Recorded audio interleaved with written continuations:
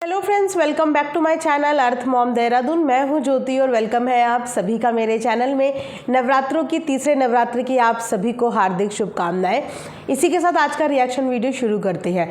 तो कल मेरी लास्ट नाइट जो मैंने वीडियो अपलोड करी थी ना, उस वीडियो में ना सडनली एक कॉमेंट आता है और उस कॉमेंट में किसी ने मुझे बोला कि आपका अप्सरा मॉम के बारे में क्या कहना है। क्योंकि मैं अपनी लास्ट वीडियो में एक एग्जाम्पल दे रही थी सास बहू से रिलेटेड, वो वीडियो किसी और क्रिएटर से रिलेटेड थी, लेकिन जब मेरे पास एक कमेंट आया तो मुझे समझ में नहीं आया कि मैं यहाँ पे बात किसी और की कर रही हूँ और सडनली मुझे कमेंट में अप्सरा मॉम के बारे में क्यों पूछ रहे हैं कि आप उनके बारे में क्या कहना चाहोगे।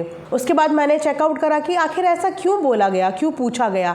फिर मैंने जब वीडियोस देखी तो मुझे समझ में आया कि अच्छा, यहाँ पे शायद ये सब्सक्राइबर मेरा पॉइंट ऑफ व्यू जानना चाह रहे हैं कि मैं अप्सरा मॉम के बारे में क्या राय रखती हूँ या मेरा नज़रिया क्या है। तो जब मैंने उनका वीडियो देखा, उसके बाद मैंने उनके बेटे का वीडियो भी देखा, उसके बाद उनके आज बड़े बेटे का वीडियो भी देखा, उसके बाद उनकी बेटी का भी देखा, तो सबके वीडियोस देखने के बाद मैंने डिसाइड किया कि ठीक है, आज दिन का पहला वीडियो मैं उन्हीं पे बनाऊंगी। माता रानी के दिन चल रहे हैं और मैं कोशिश करूंगी कि मैं अपनी वीडियो के माध्यम से किसी का भी दिल ना दुखाऊं, लेकिन एक बैलेंस तरीके से अपने काम के प्रति ईमानदारी से मैं अपना एक पॉइंट ऑफ व्यू, एक नज़रिया ज़रूर आप लोगों के सामने शेयर करूंगी। मैं ये भी जानती हूँ कि मेरे पॉइंट ऑफ व्यू से बहुत सारे लोग अग्री भी करेंगे, बहुत सारे लोग डिसअग्री भी करेंगे, लेकिन आप सबसे हमेशा की तरह बस यही रिक्वेस्ट है कि कमेंट सेक्शन आप लोगों के पॉइंट ऑफ व्यू के लिए ही बना है।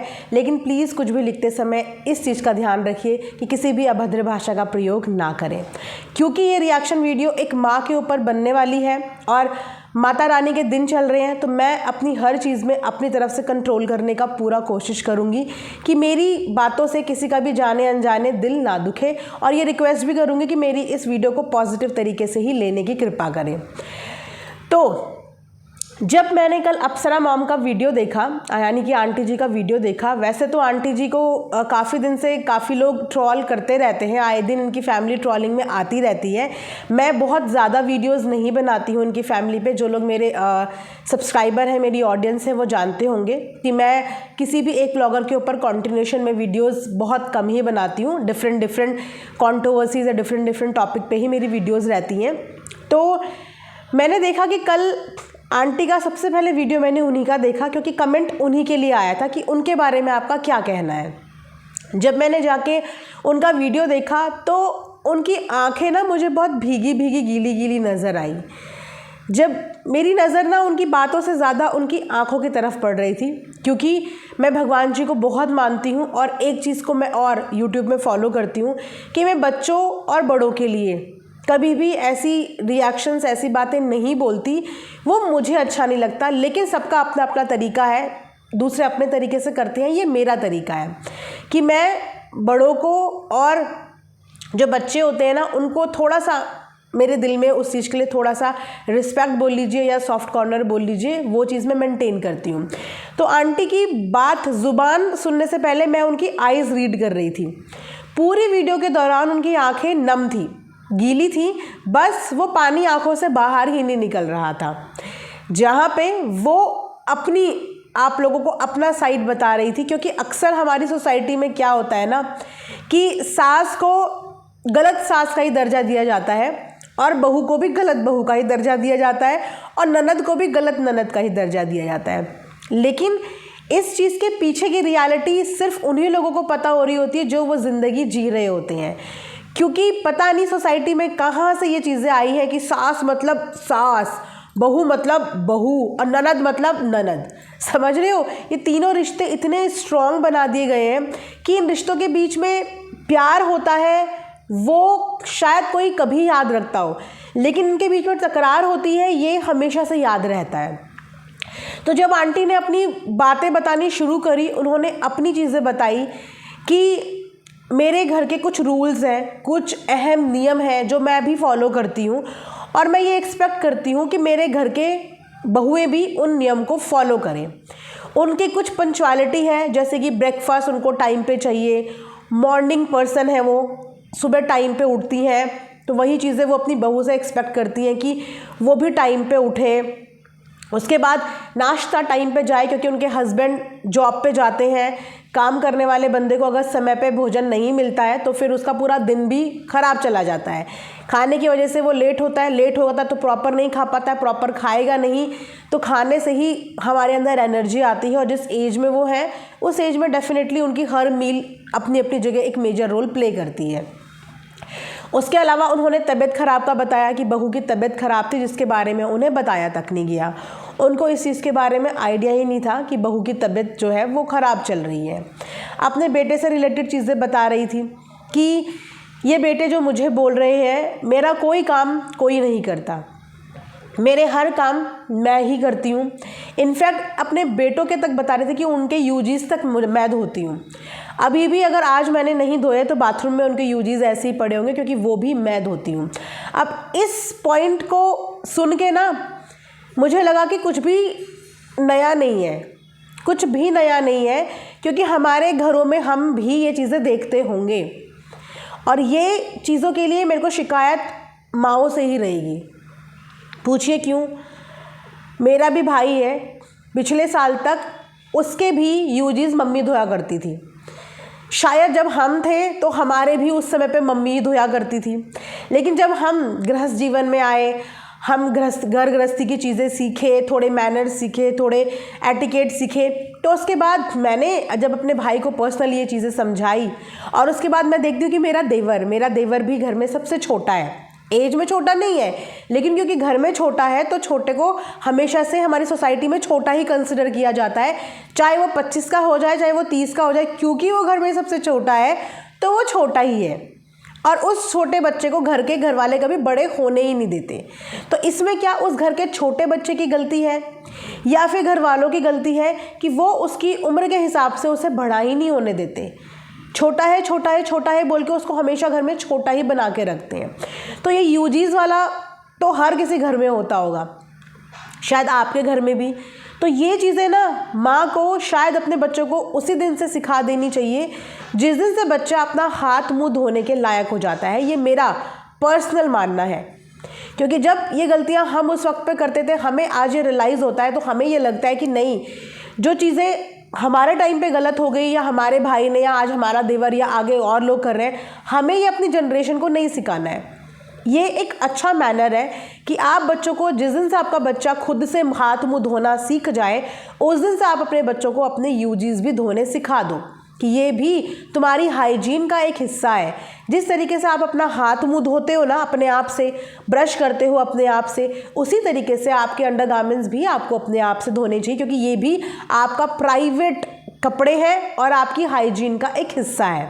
आई थिंक ये हर मदर को सिखा देना चाहिए, क्योंकि प्यार में अरे कहाँ से धो लेगा, अरे नहीं कर पाएगा, ये करते करते बच्चे बड़े हो जाते हैं। लेकिन माँ की नज़रों में तो बच्चे कभी बड़े होते ही नहीं हैं।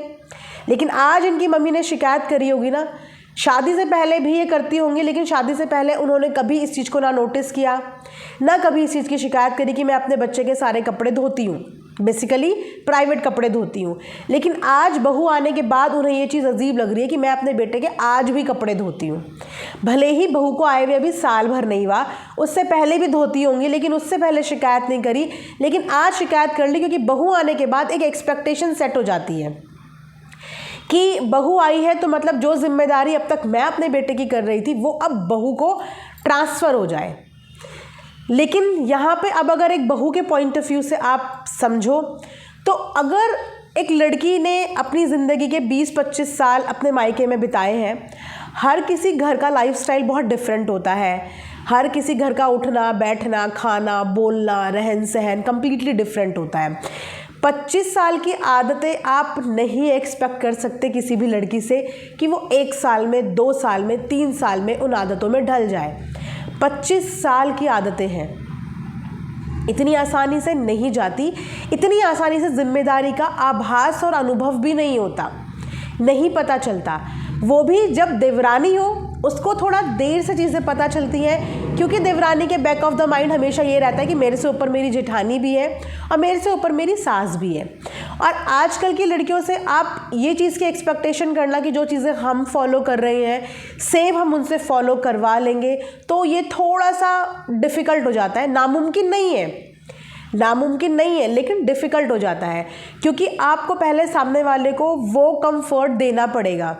आपकी चीज़ों में ढलने के लिए उसको वो स्पेस देनी पड़ेगी। आप जैसे जैसे उसको स्पेस दोगे, आप जैसे जैसे चीज़ें करोगे, शायद आपको करता देख देख देख एक दिन उसके मन में खुद आएगा कि अगर मम्मी कर रही हैं तो चलो आज मैं इसे कर लेती हूँ। लेकिन आप अगर किसी को बार बार इस चीज़ का एहसास दिलाते हैं कि मायके से कुछ नहीं सीख के आई होंगी, या ऐसा नहीं कर रही, वैसा नहीं कर रही, ऐसी चीज़ें ऐसे करो, तो इंसान को अपने ऊपर ना बर्डन लगने लगता है। और जब वो अपने ऊपर बर्डन समझने लगता है तो वो उस चीज़ में कभी भी इंटरेस्टेड नहीं होगा।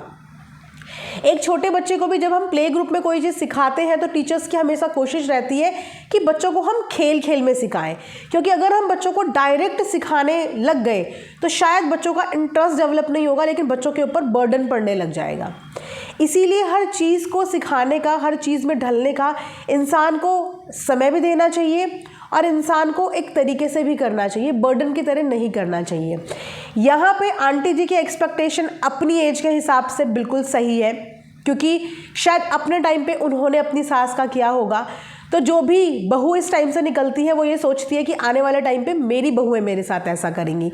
लेकिन हमें इस चीज़ को भूलना नहीं चाहिए कि समय के साथ साथ इंसान के विचार, तौर तरीका, रहन सहन सब कुछ चेंज हो रहा है।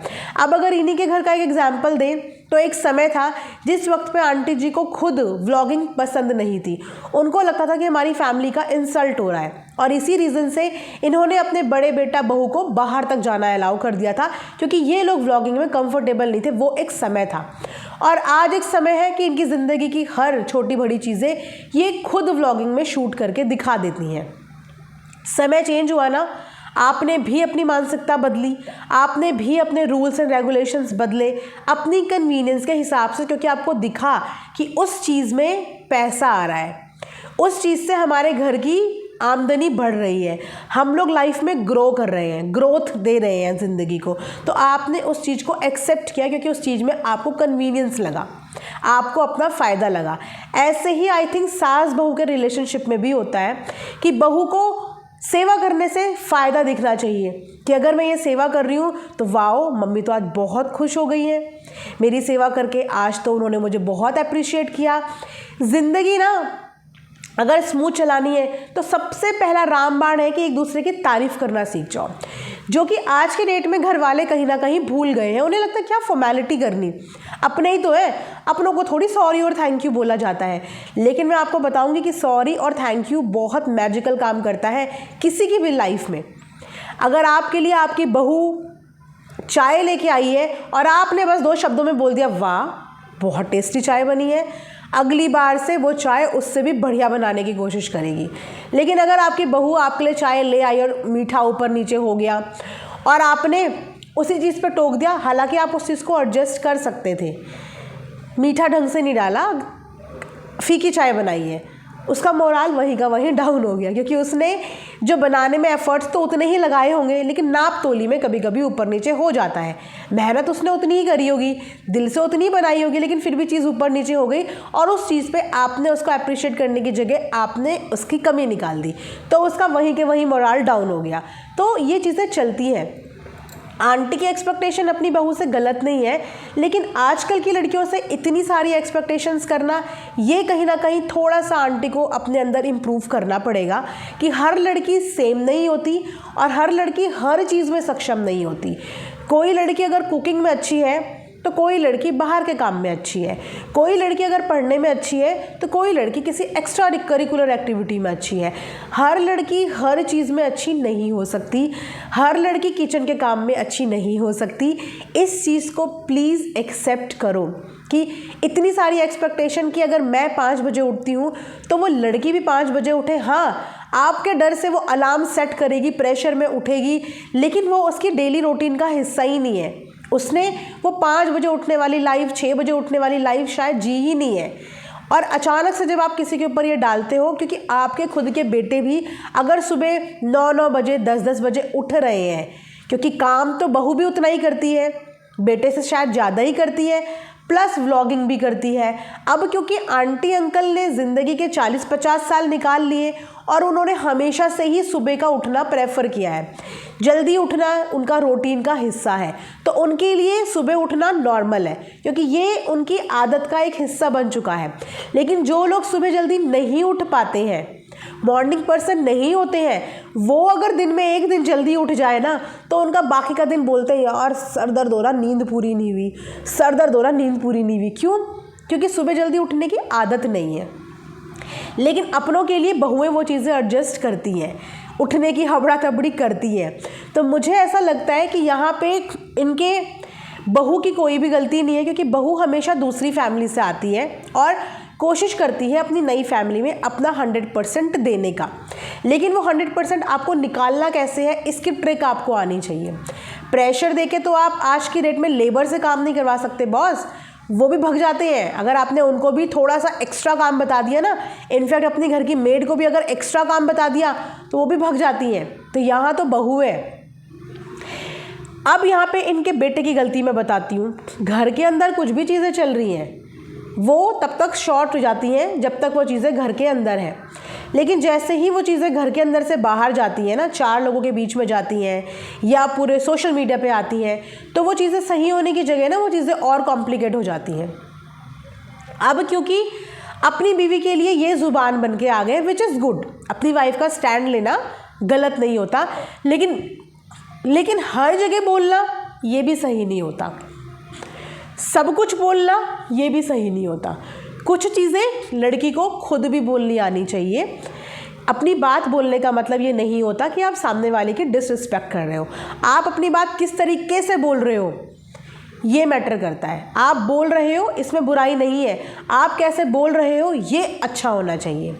और हर जगह पे अपनी बीवी की ज़ुबान बनना ये आपको भी गलत बनाता है क्योंकि आपकी मम्मी को इससे कॉम्प्लेक्स फील होगा, जो कि हर माँ को होता है। आज जो चीज़ें आपकी मम्मी आपकी बीवी से एक्सपेक्ट कर रही हैं, ये सब चीज़ें आपकी मम्मी ने आपके लिए भी करी होंगी। आप लोग स्कूल जाते होंगे तो सुबह आपकी मम्मी ही उठ के आप लोगों के लंच बॉक्स तैयार करती होंगी। आप जब बीमार होते होंगे तो आपकी मम्मी ही रात रात भर आपके सिरहाने पे बैठी रहती होंगी। आप जब रोते होंगे तो आपकी मम्मी ही आपके आंसू पोंछने आती होंगी और आज तक आपकी मम्मी आपके यूजेस भी धो रही हैं। तो जब आप एक माँ को अपनी बीवी के आगे डाउन दिखाने की कोशिश करते हो तो माँ के दिल में वो कॉम्प्लेक्स आता है।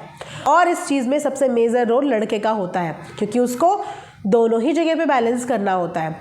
अगर आप अपनी बीवी के सामने अपनी माँ की बुराई करोगे तो वो बीवी आपकी माँ की कभी इज्जत नहीं करेगी, और अगर आप अपनी माँ के सामने अपनी बीवी की बुराई करोगे तो वो माँ कभी आपकी बीवी की इज्जत नहीं करेगी। तो आपको जितनी इज्जत अपनी बीवी की प्यारी है उतनी ही इज्जत आपको अपनी माँ की भी प्यारी होनी चाहिए। एटलीस्ट आपकी मम्मी के और आपके बीच में जो प्यार जो इज़्ज़त है ना वो आपकी बीवी को रियलाइज़ होनी चाहिए कि दुनिया यहाँ की वहाँ हो जाए कि मेरी माँ गलत भी है तो मेरे लिए मेरी माँ है और उनके गलत पे उनकी डिसरिस्पेक्ट करने का हक किसी को नहीं है। किसी को नहीं मतलब किसी को नहीं है, क्योंकि बचपन से लेकर अभी तक भी बच्चे हज़ारों गलतियाँ करते हैं। क्या माएँ भी उनकी हज़ारों गलतियों पे सोशल मीडिया पे आके बताती हैं या पड़ोसियों को जाके बताती हैं? अपने बच्चों की गलतियां बचपन से दबाती हैं माएँ कि कानो कान किसी को पता ना चलाओ। कभी एग्ज़ाम में नंबर भी कम आ जाते हैं ना तो माँ बाहर नहीं बताती सड़कों पे कि मेरे बेटे के नंबर कम आए हैं, छुपाती है। अपने बच्चे की हर कमी माँ बचपन से लेकर बड़े तक छुपाती है, और जब वो बच्चे इस लायक हो जाते हैं कि वो शादीशुदा हो जाते हैं और उसके बाद वही बच्चे अपनी माँ की कमियां जो चिल्ला चिल्ला के बताते हैं, तो सोचो ना कि उनके सेंटिमेंट्स पे क्या इम्पैक्ट पड़ता होगा। आपके और उनके जनरेशन के बीच में एक गैप है, जो गैप आप लोग चाह के भी कभी भर नहीं पाओगे। वो गैप है तो वो गैप है, उस गैप के साथ एडजस्ट तो करना पड़ेगा। उस गैप के साथ आपको बगावत नहीं करनी है, उस गैप के साथ आपको एडजस्ट तो करना ही पड़ेगा। और वो एडजस्ट माँ की डिसरिस्पेक्ट करके नहीं होता है, वो एडजस्ट माँ की रिस्पेक्ट के साथ ही होता है। और रही बात यहाँ पे आंटी की, मुझे लगता है कि इतना ज़्यादा डिपेंड किसी के ऊपर नहीं होना चाहिए। जब तक आपके हाथ पैर सलामत हैं, अपनी चीज़ें अपने आप से करो। एकदम से किचन नहीं छोड़ना चाहिए, एकदम से किसी के ऊपर डिपेंड नहीं होना चाहिए, क्योंकि जब आप ज़्यादा किसी के ऊपर डिपेंड हो जाते हो ना चीज़ों के लिए, तो इंसान आपको लेट इट भी लेने लगता है। आपके जब तक हाथ पाँव सलामत हैं तब तक आप अपनी बेसिक चीज़ें जितनी कर सकते हो उतनी करो। आप इतने अच्छे से ग्रूम होते हो, इतने अच्छे से रेडी होते हो, अपने व्लॉग पे इतना कंसंट्रेट करके काम करते हो, सब कुछ मैनेज करते हो, तो अगर आप अपने लिए सुबह उठ के 2-2 रोटी अपने और अपने हस्बैंड के लिए बना भी लोगे तो कोई बहुत बड़ी बात नहीं है। बहू नहीं उठ रही है, आप जल्दी उठते हो, अपने लिए बनाओ, अपने हस्बैंड के लिए बनाओ, ऑफिस जाते हैं टाइम पे, उन्हें 2 रोटी सुकून की मिल जाएगी, उन्हें भी सुकून मिल जाएगा, आपको भी सुकून। बाकी तो दिन के बहुत सारे काम होते हैं, वो जब अपना उठेंगे अपना उठ के बना लेंगे। इतनी ज़्यादा डिपेंडेंसी किसी के ऊपर मत रखो।